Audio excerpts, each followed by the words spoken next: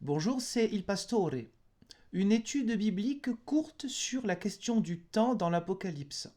Première partie, le temps comme le temps qui passe, l'époque, le temps tel que nous pouvons le comprendre habituellement, bien sûr en dehors des théories qui ont été émises et éprouvées depuis 1905 par Einstein sur la relativité restreinte et la relativité générale. Donc le temps qui passe de manière un peu simple comme on l'imagine à chaque fois, c'est chronos en grec. On retrouve cela dans le Nouveau Testament. Le mot chronos, vous le retrouvez 55 fois dans le Nouveau Testament. Le Nouveau Testament a été écrit en grec, c'était un peu l'anglais de l'époque.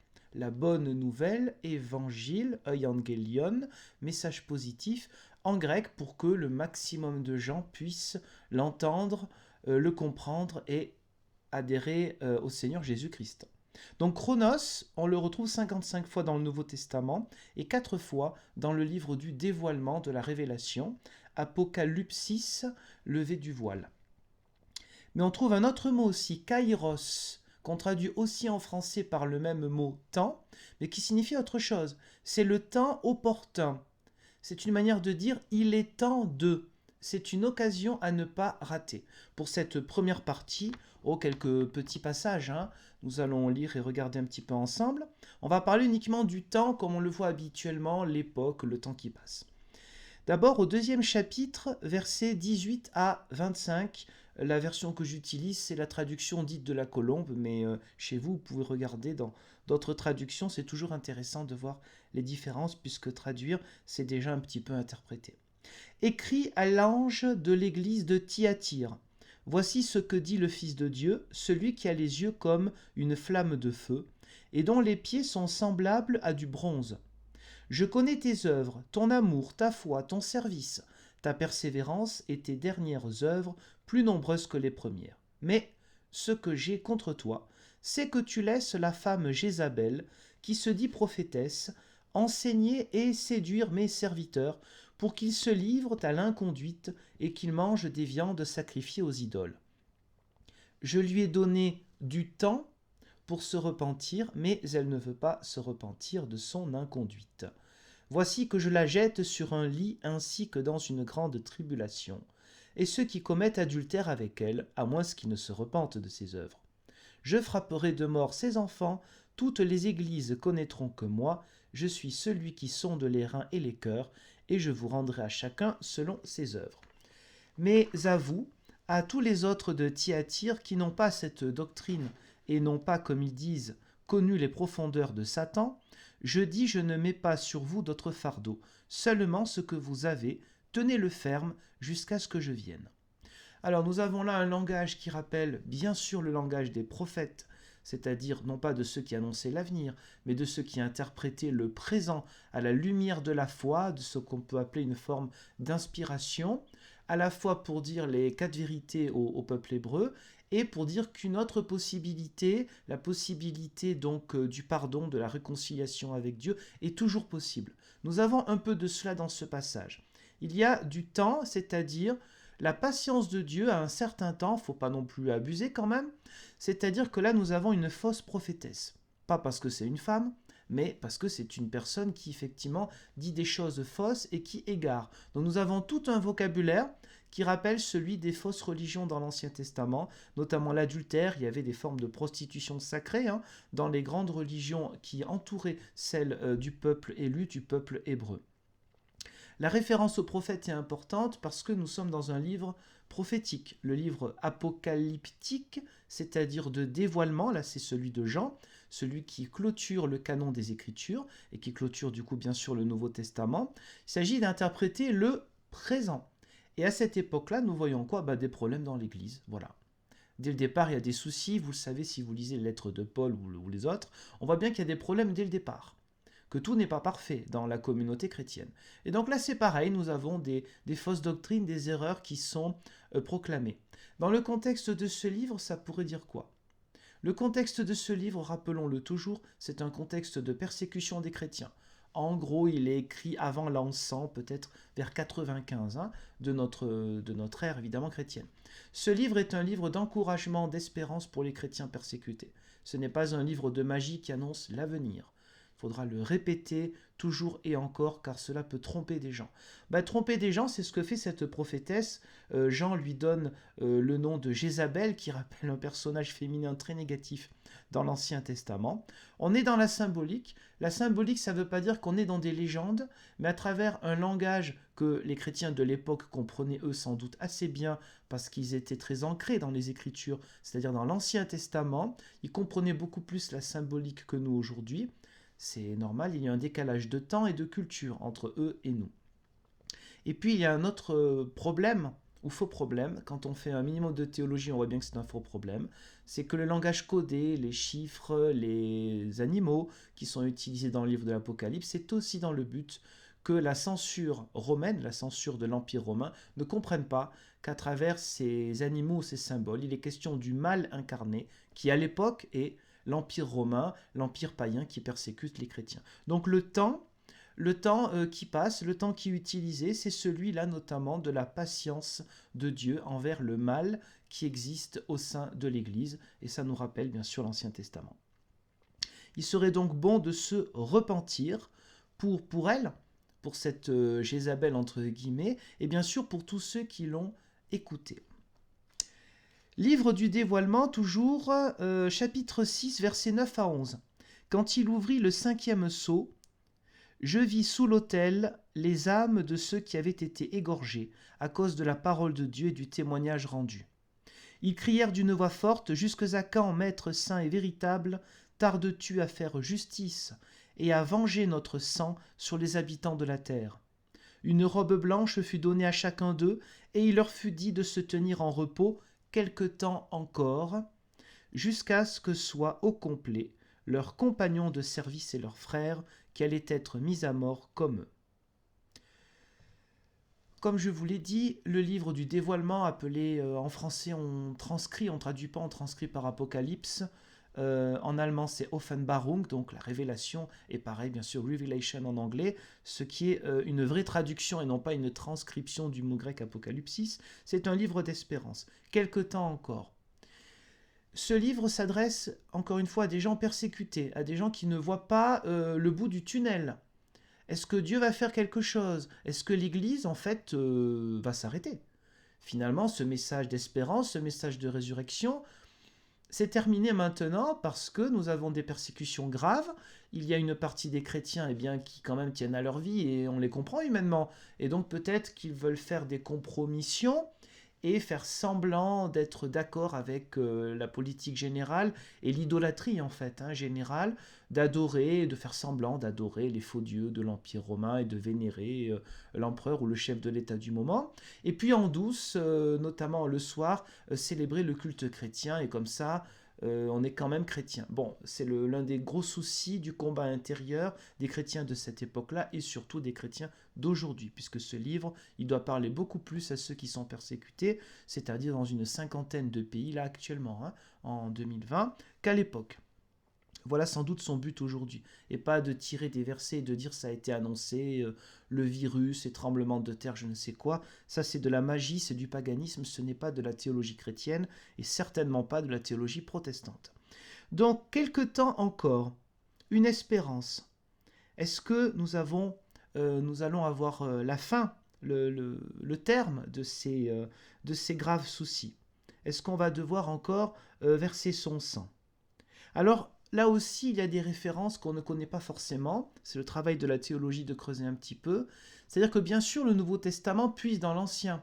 Mais il y a aussi des textes qui ne sont pas dans l'Ancien Testament, qu'on peut appeler des textes apocryphes, mais des textes qui ont eu une certaine, et encore aujourd'hui, une certaine postérité dans la croyance, dans la mystique, dans les espérances juives et aussi chrétiennes. On peut les appeler parfois les textes intertestamentaires, donc généralement écrits entre moins 200 et plus 100, ça dépend. Là, il s'agit de vieilles apocalypses, c'est-à-dire de livres de dévoilement, comme le 4e livre d'Esdras. Sans doute cela reprend. Quelque temps encore.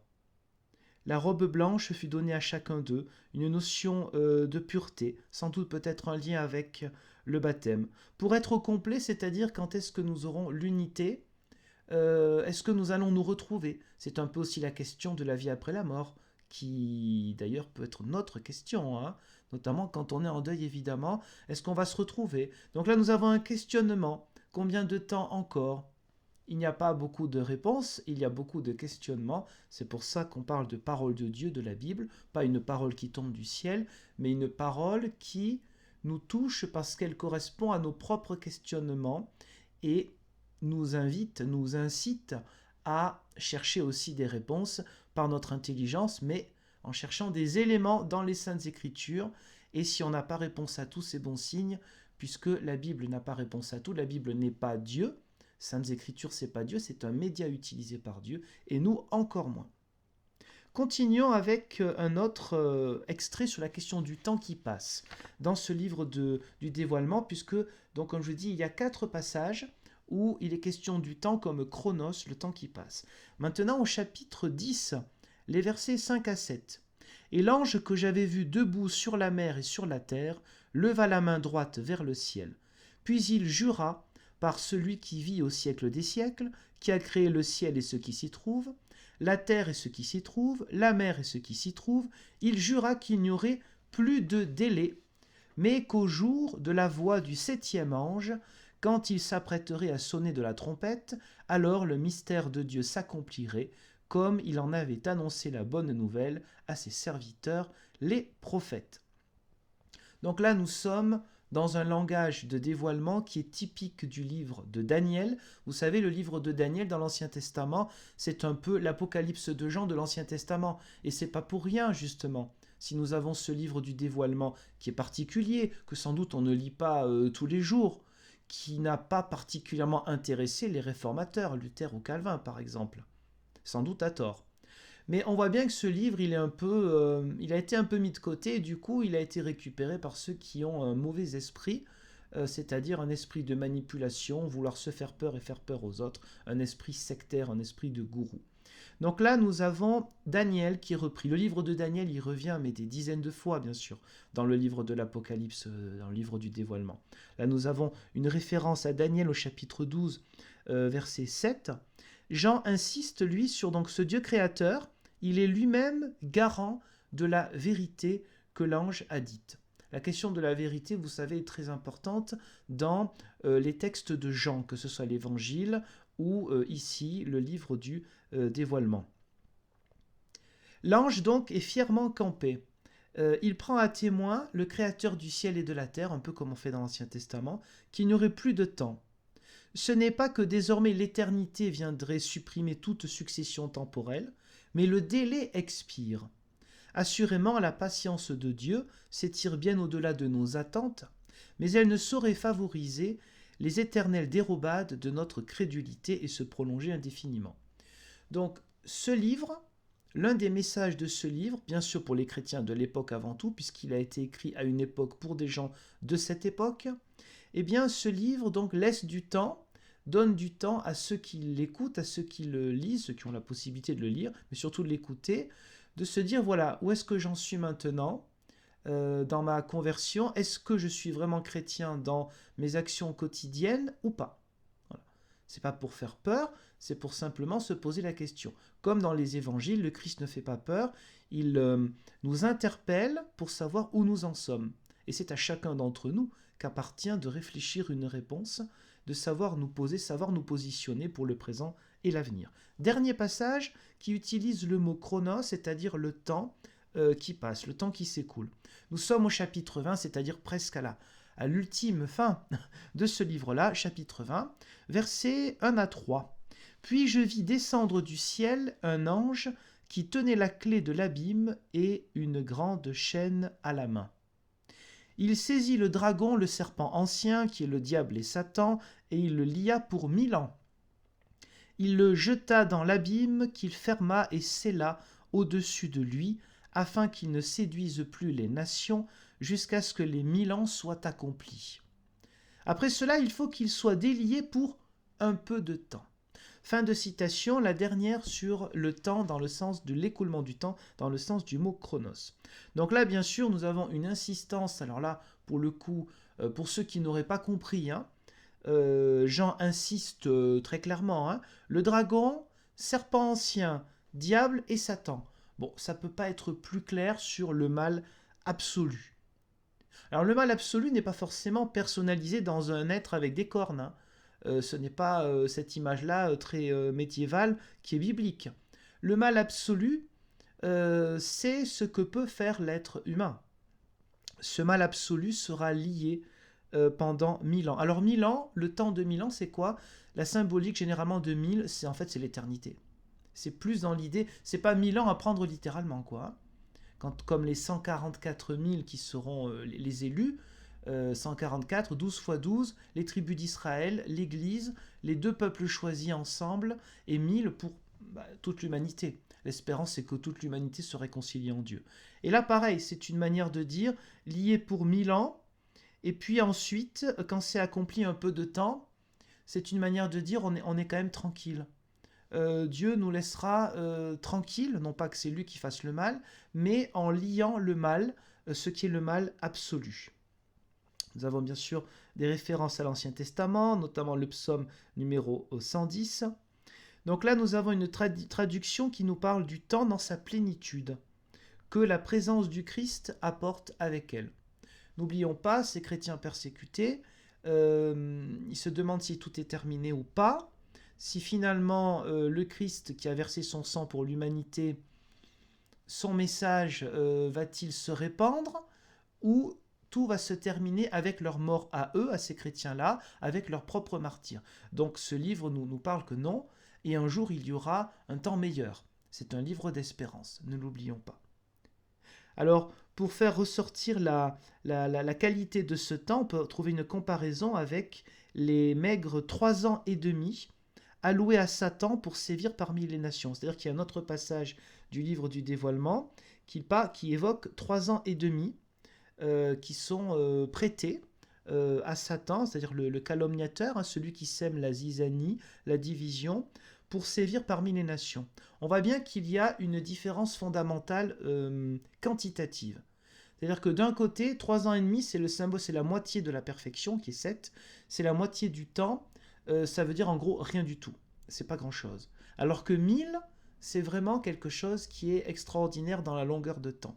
Rappelez-vous, dans les 10 commandements, le Dieu un petit peu jaloux, hein, qui va sévir sur 3 générations pour ceux qui ne l'aiment pas et qui ne gardent pas ses commandements, mais qui est là pour aimer, pour bénir 1000 générations de ceux qui l'aiment et conservent sa Torah, conservent ses commandements, ses prescriptions. Donc vous voyez qu'il n'y a pas d'égalité, entre guillemets, dans le jugement de Dieu. Le jugement de Dieu n'est pas pour profiter, on va dire, de l'être humain. Dire, voilà, je vous envoie du mal, je vous envoie autant du bien, débrouillez-vous, c'est 50-50. Pas du tout. Le mal qui existe, ce n'est pas en tant que tel la volonté de Dieu pour nous faire souffrir. Des fois, on ne comprend pas pourquoi cette souffrance existe, mais elle est bien là. Et donc, il s'agit de dire, voilà, il y a un temps de souffrance, ce ne sera pas toujours comme ça, et heureusement. Mais nous avons une bénédiction qui est toujours plus forte que le mal qui peut exister. Voilà, ça ne répond pas à toutes les questions, bien sûr, de ce livre et la question du temps. C'était, voilà, quelques passages sur la question du temps qui passe, du temps qui s'écoule. Et pour conclure, donc, quelque chose de très important qui peut ressortir, c'est, voilà, nous, si on se pose, si on écoute, si on lit ce livre et bien sûr les autres passages des Écritures, évangiles ou autres, où en sommes-nous dans le temps qui nous est donné?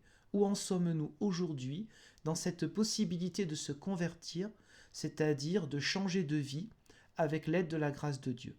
Sur ce message, l'un des messages les plus importants, notamment de ce livre-là, je vous laisse en vous donnant rendez-vous, Dieu voulant, pour une deuxième partie sur le temps dans le sens kairos, c'est-à-dire l'opportunité à utiliser. Merci et à bientôt.